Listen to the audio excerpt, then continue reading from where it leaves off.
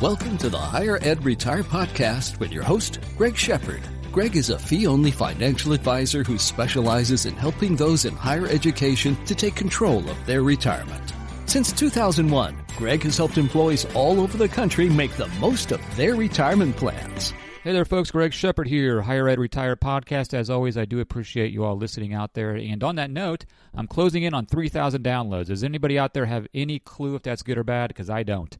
It sounds like a lot of people, right? But I've been doing this a long time, so maybe that number should be bigger. But nonetheless, I appreciate all of the questions over the months / years. I'm not even sure how many episodes I've done. But nonetheless, again, I appreciate all the questions that have been generated from you all out there as I enjoy helping everybody out there and talking with a bunch of you as well. So I got to know some great folks in the higher ed industry over the course of time I've been doing this podcast. So for those of you that don't know me, let me informally introduce myself. Again, the name is Greg Shepard. I do have an independent investment advisory firm here in the Kansas City area, but as I've stated in other podcast episodes, with the advancements of technology, I'm able to help out just about anybody all over the country navigate and basically just get the most out of your higher ed retirement plans. The goal of this podcast and this episode specifically is really just to arm you with as much information as possible so you can make an informed decision when it comes to your retirement plan. Because you know the old adage, I've said it time and time again, you don't know what you don't know, and that applies to a lot of information surrounding your higher ed retirement plan. Now, specifically, I talk a lot about TIAA and Fidelity in these podcast episodes, and this is no exception. But today's topic, we're going to talk about, should you, as an employee of a higher ed institution, hire a financial advisor? So I'm going to obviously tackle that question. I'm going to give you an idea, maybe a couple scenarios where it might be advantageous, and again, it's for you to decide, where it might be advantageous for you to consider using a financial advisor, and maybe one or two scenarios, maybe just one. I think it's pretty simple for those that you may not get much benefit out of a financial advisor. Now, let's define that real quick. Who or what is a financial advisor in regards to this podcast episode? It is not. It is absent of the TIAA and Fidelity reps. Now, I know there's other vendors at some of your higher ed institutions, but again, the big boys in the sandbox are Fidelity and TIAA, so I'm going to stick to that. So absent of those good folks over in their respective companies, they are not your fiduciary financial advisors. Now, in this case, like I stated, I'll talk a lot about TIAA and Fidelity. They act as a fiduciary when it comes to the plan level, but not the participant level. They are not acting in what's in your best interest. They're good folks, don't get me wrong. Okay, I'm not discrediting any of these folks or what they do, but we know who their boss is. So, as business goes, okay, they're going to do what's in the best interest for their business, for their company, okay? So let's make sure we get that straight. A financial advisor, in this case, is someone that's independent of TIAA and Fidelity, but that works with them in an independent fashion for fee only, no commissions involved, okay?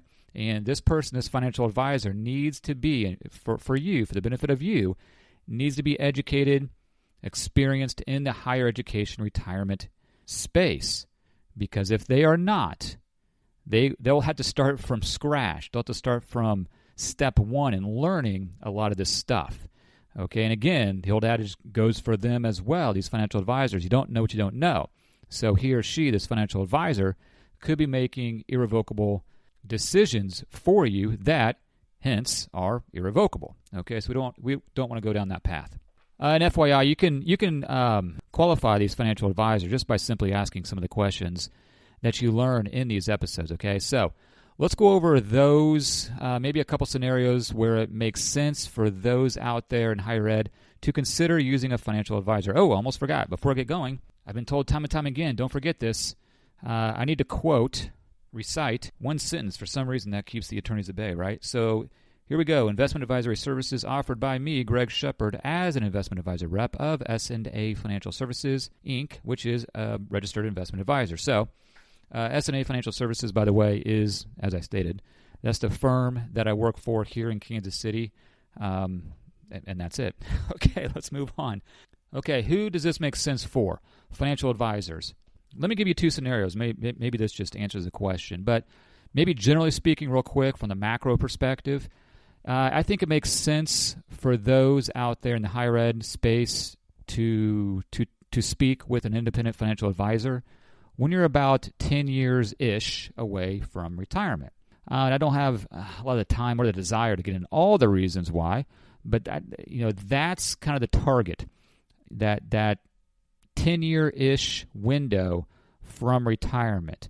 And again, macro, generally speaking, because a lot of you out there are going to have TI traditional accounts, and you're going to have multiple accounts. Okay, very, very common. I've talked to 2 or 3 of you today that aren't clients, that probably will be, but have multiple contracts where they have TI traditional. There's got to be some kind of game plan installed or implemented when it comes to those TI traditional accounts, rather than you becoming retired, going through the phase of retirement, and then learning about some of the restrictions, liquidity specifically, regarding the TI traditional accounts. So let me give you 2 real case scenarios. One, let's see, I just spoke to this person last week.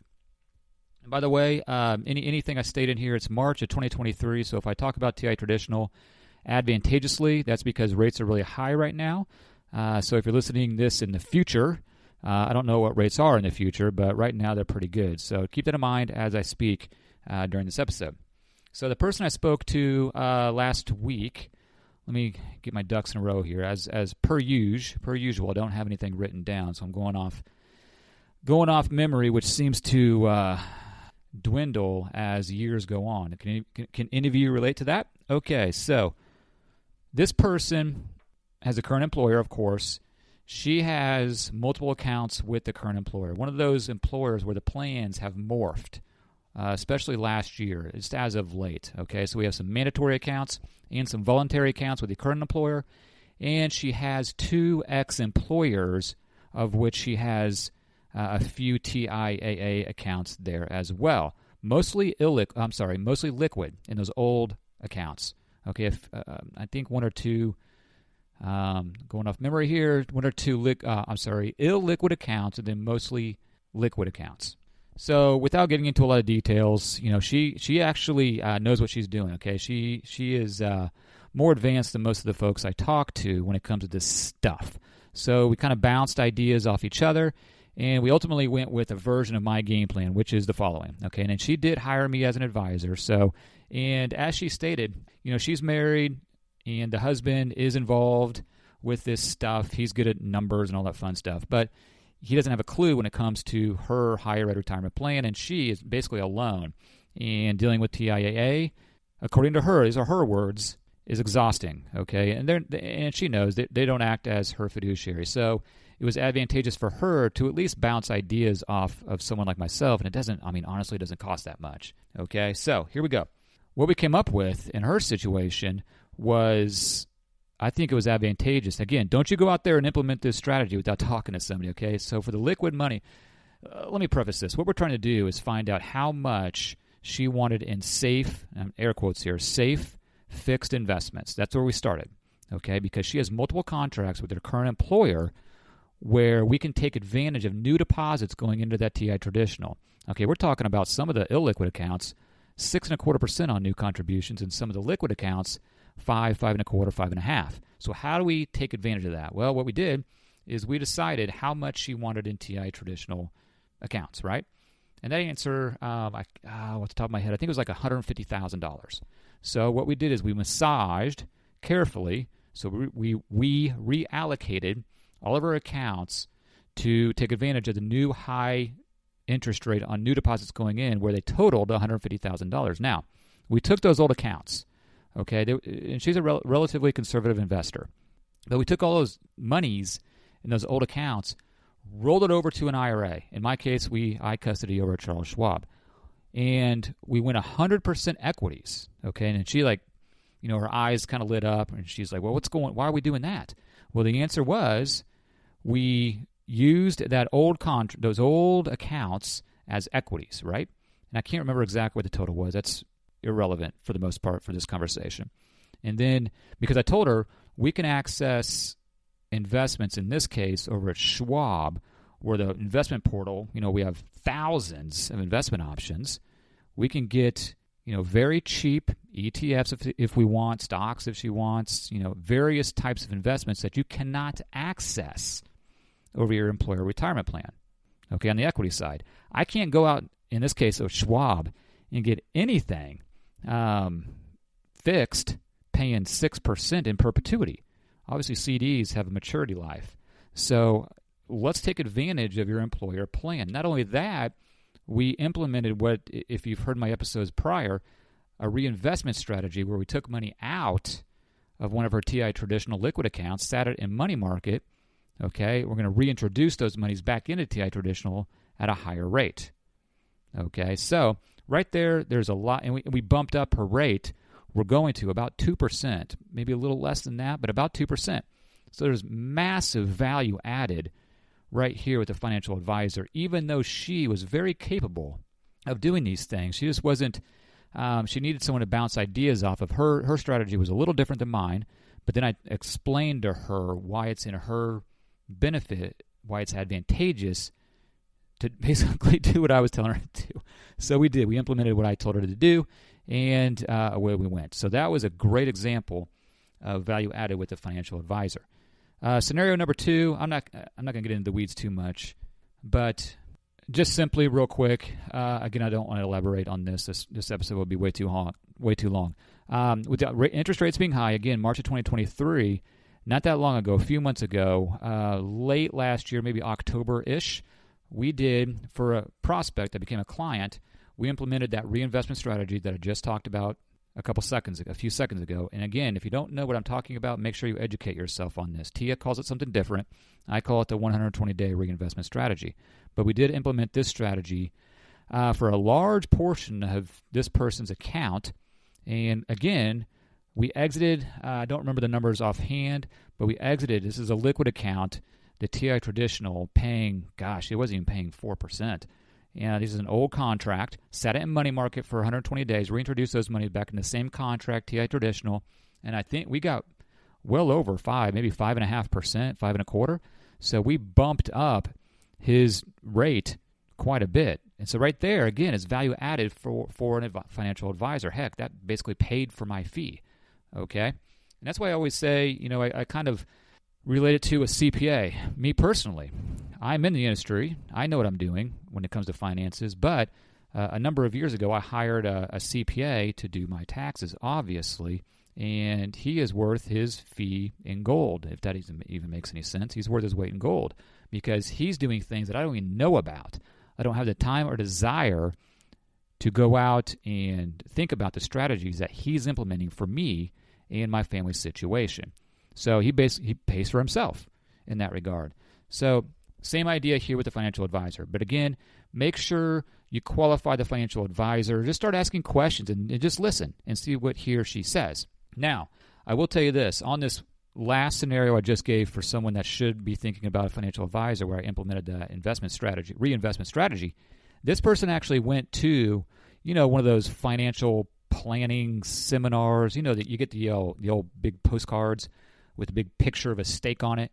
Well, he actually went to that and spoke to the guy giving that seminar, and the prospect at the time, now the client, told me the gentleman giving this seminar, very professional. They always look nice and dress well and speak eloquently, unlike yours truly, where I trip over my tongue constantly, going off on tangents. He spoke about finances just fine. That checked the box for the now client. But the financial advisor giving the seminar was in favor of pulling out all of his liquid money that he could from ex-employers. Okay, he was retired, and rolling it over to an IRA, right? Okay. Typically, that's advantageous. That would be an advisable thing to do. And the advisor, in this case, told now client of mine, this is to your advantage because those TI traditional rates aren't worth the paper they're written on. So this advisor didn't know what he was talking about because I did a 180 and told now client that what we need to do is keep some of this money, the liquid money, in TIAA, do the 120-day reinvestment strategy, and we did some other things too, to take advantage of that in lieu of some of the poor-performing bond investments, and then we can roll over, whatever we want outside of that. So my advice here, again, when you're talking and speaking with a potential financial advisor, make sure, and this is where it gets a little tricky, but make sure, maybe use your gut feeling, this advisor, he or she, isn't hungry for assets. What do I mean by that? So this advisor in this example, one of the reasons he wanted to pull out the liquid money and roll over to an IRA is that that's the only way this advisor could get paid. Because I know for a fact you can't get paid inside a lot of these higher ed retirement plans. So if those assets stayed there, you can't charge directly from those accounts like you can as an IRA rollover. And so I always tell clients, an advisor should never charge you on TI traditional monies anyway. Okay, that's not what we do. I think it's, I don't know, unethical is not the right word. I don't know what the word is, but, advisor can't do anything for you when it's sitting in TI traditional. So why is an advisor charging you on that money? So with all my clients that I deal with, I tell them up front, anything we leave in TI traditional, I'm not going to charge you on. And that by no way is going to sway my decision as what I do. Because now make note of this, okay? Make note of this. I always tell prospects what I recommend to you. I need, as a fiduciary, I've got to justify my decisions, my recommendations to you and to me, okay? And also maybe most importantly to the SEC. If the SEC walks in this office, which they do, they give, audits of my firms like mine all over the country, I have to be able to justify as to why I did XYZ in Jane and John's account for the benefit of Jane and John, okay? And if I can't coherently give a good explanation as to why, I got a problem, okay? So I'm very careful when I make changes in people's accounts that I can justify to everybody as to why we're doing it. You can justify it in a number of different ways. Does putting you in a better position mean better investment products? Okay. Better service, different strategies. There's a few different ways you can define that. But it better not be, I made those recommendations pulling you out of like TI traditional and putting you over a rollover IRA so I could make money. Okay. So you need to be careful of those advisors that are hungry for assets. And that's hard to do. And I'd say the only way you can really figure that out is just asking questions, okay? Don't be afraid to ask questions. It's your money. It's your money.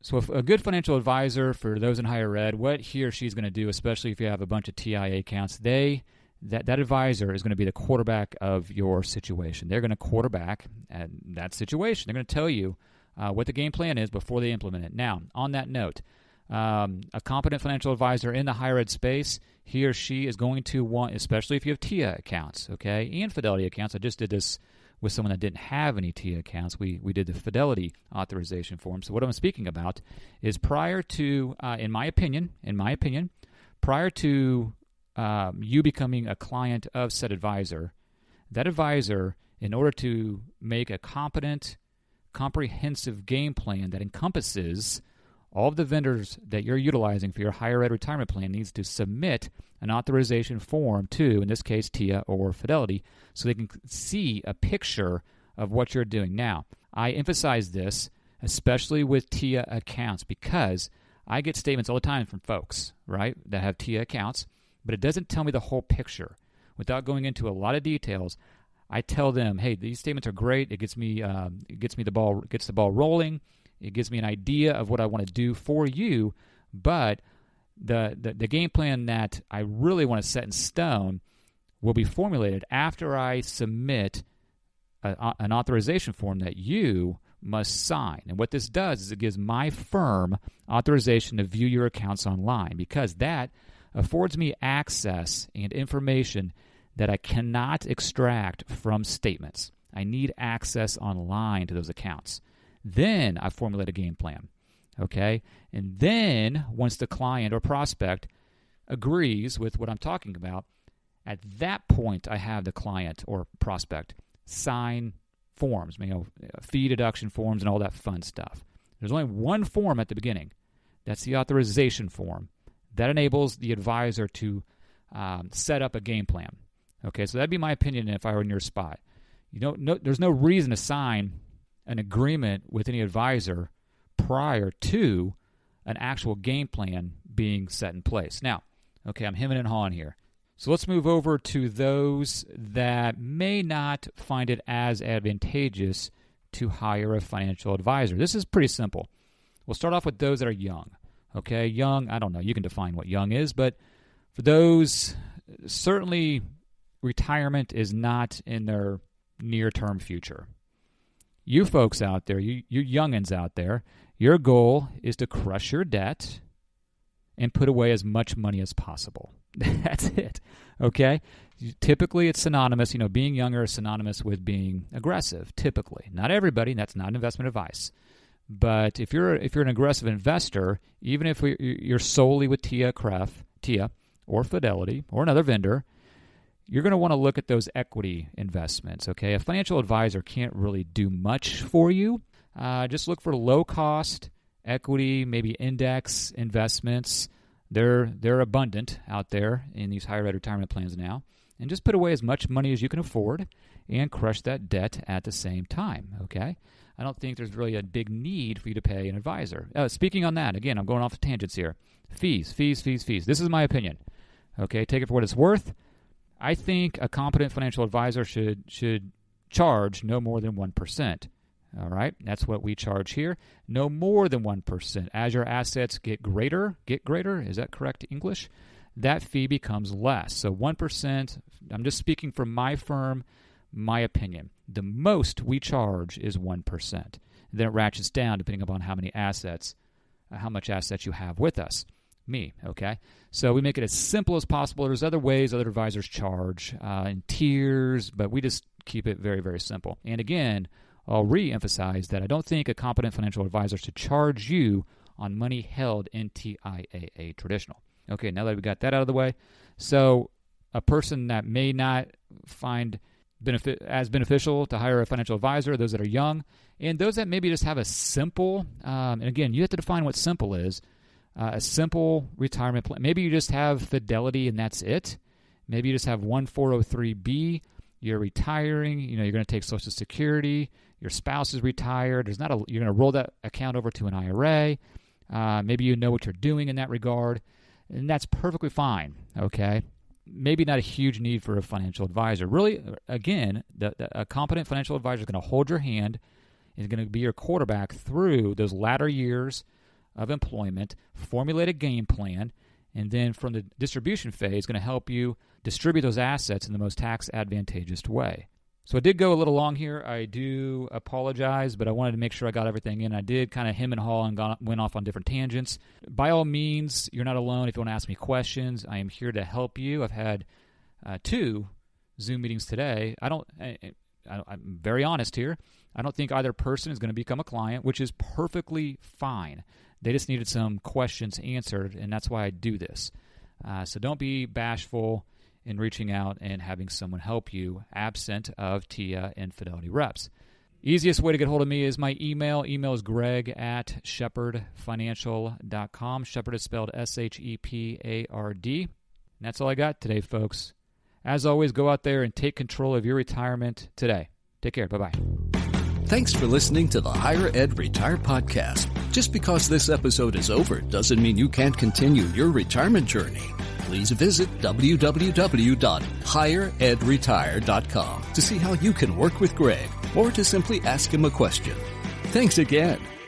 S&A Financial Services is a registered investment advisor. Information presented is for educational purposes only and does not intend to make an offer or solicitation for the sale or purchase of any specific securities, investments, or investment strategies. Investments involve risk and, unless otherwise stated, are not guaranteed. Be sure to first consult with a qualified financial advisor and or tax professional before implementing any strategy discussed herein. Past performance is not indicative of future performance.